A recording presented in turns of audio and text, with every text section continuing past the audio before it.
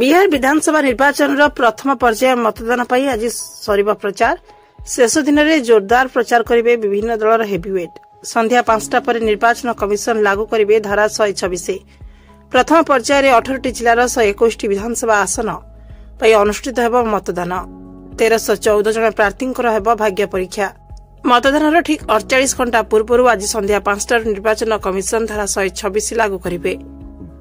ଏହି ବ୍ୟବସ୍ଥାର ମୂଳ ଅର୍ଥ ହେଉଛି ରାଜନୈତିକ ଦଳ ଏବଂ ପ୍ରାର୍ଥୀମାନେ ଆଉ କୌଣସି ପ୍ରକାର ତୀବ୍ର ପ୍ରଚାର ନିୟୋଜିତ ହୋଇପାରିବେ ନାହିଁ।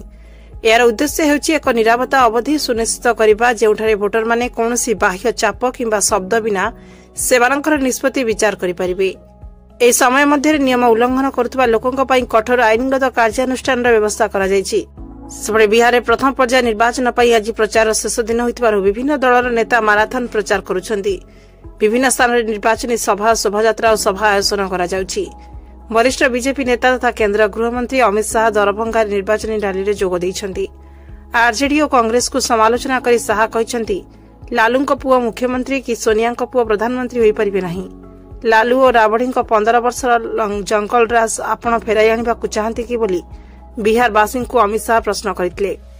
उत्तर प्रदेश मुख्यमंत्री योगी आदित्यनाथ मध्य बिहार एनडीए पर प्रचार करिछन्ति। प्रधानमंत्री नरेंद्र मोदी बिहार में बीजेपी नेतृत्वाधीन जातीय गणतांत्रिक मेंट बा एनडीए महिला कर्मी सहित आलोचना करेंगे। बीजेपी मेरा बूथ सबसे मजबूत कार्यक्रम अधीन आलोचना करपटे विरोधी महामेंट प्रचार पछरे पड़ना। आरजेडी नेता तेजस्वी यादव और अन्य बिहार में घमासान प्रचार चलाई। Bureau report Shri news.